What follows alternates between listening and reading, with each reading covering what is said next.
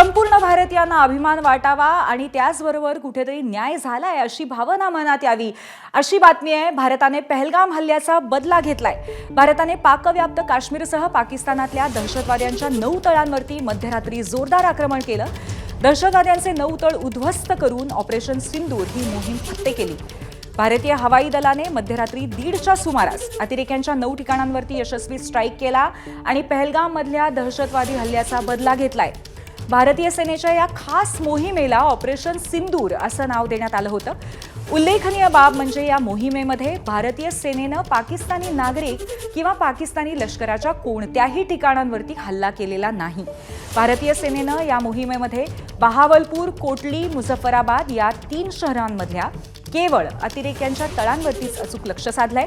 Operation सिंदूरमध्ये भारतीय सेनेनं बहावलपूरमध्ये जैश-ए-मोहम्मदचं headquarter उद्ध्वस्त केलेलं आणि या व्यतिरिक्त लष्कर-ए-तोयबा आणि हिजबुल मुजाहिदीनच्या कॅम्प्सना आणि हेडक्वार्टर्सना सुद्धा मोठा धक्का दिलेला आहे आणि एक मोठी कारवाई झालेली आहे भारताकडनं। लष्कर-ए-तोयबाच्या सुद्धा हेडक्वार्टरला उद्ध्वस्त होताना आपण पाहतोय। बहावलपूरमध्ये जैश-ए-मोहम्मदचं हेडक्वार्टर उद्ध्वस्त झालेलं आहे। बहावलपूरमध्ये दहशतवाद्यांचे 2 अड्डे उद्ध्वस्त झाल्याची माहिती आहे। मुरीदकेमध्ये दहशतवाद्यांचा तळ उद्ध्वस्त झालेला आहे। मुझफ्फराबादमध्ये दहशतवाद्यांचे ट्रेनिंग कॅम्प्स, ट्रेनिंग सेंटर उद्ध्वस्त करण्यात आलंय। तर कोटलीमध्ये हिजबुल मुजाहिदीनचं ट्रेनिंग सेंटर उद्ध्वस्त करण्यात आलेलं आहे।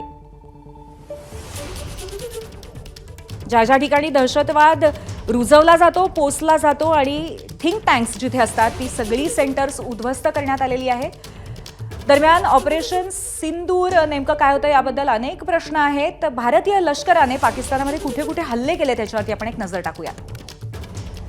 मुझफ्फराबाद, कोटली, गुलपूर, भिंबेर, सियालकोट, मुरीदके, बहावलपूर आणि चक अमरू या ठिकाणी हल्ले झाले आहेत। खरं तर फक्त पाकव्याप्त काश्मीर नाही तर सीमा ओलांडून पाकिस्तानमध्ये सुद्धा जिथे जिथे दहशतवादाला हार्बर केलं जातं, जिथे जिथे दहशतवादाला आसरा दिला जातो अशा ठिकाणी अतिशय नीट लक्ष साधून हे हल्ले करण्यात आले, जेणेकरून ज्या विविध दहशतवादी आउटफिट्सचा अनेक वर्ष भारताला कुठेतरी त्रास आहे, सातत्याने भारताच्या अस्मितेवरती हल्ले केले जात आहेत ज्या दहशतवादी आउटफिट्सकडनं, त्यांना टार्गेट करून या 9 ठिकाणी आपण बघतोय मुझफ्फराबाद, कोटली, गुलपूर, भिंबेर, सियालकोट, मुरीदके, बहलवार आणि चकमरू।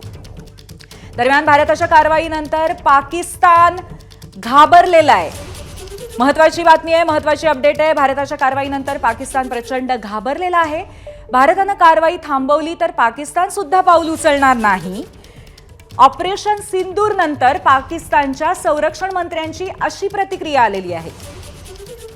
आपले प्रतिनिधी सोमेश कोलगे आपल्याला अधिक माहिती देतील। सोमेश, गेले काही दिवस सातत्याने मोठमोठ्या वल्गना करणाऱ्या पाकिस्तानची आता वेगळीच प्रतिक्रिया ऐकायला मिळतेय। सोमेश, नक्कीच पाकिस्ताननी एका आंतरराष्ट्रीय वृत्त समूहाला दिलेल्या मुलाखतीमध्ये पाकिस्तानी संरक्षण मंत्री ख्वाजा मोहम्मद आसिफ यांनी म्हटलंय की आम्ही असं म्हणतोय की आम्ही कुठल्याही प्रकारच्या कारवाईची सुरुवात आमच्याकडून होणार नाही, परंतु जर भारताने आक्रमण केलं, भारताने हल्ला केला तर आम्ही त्याला प्रति उत्तर देऊ।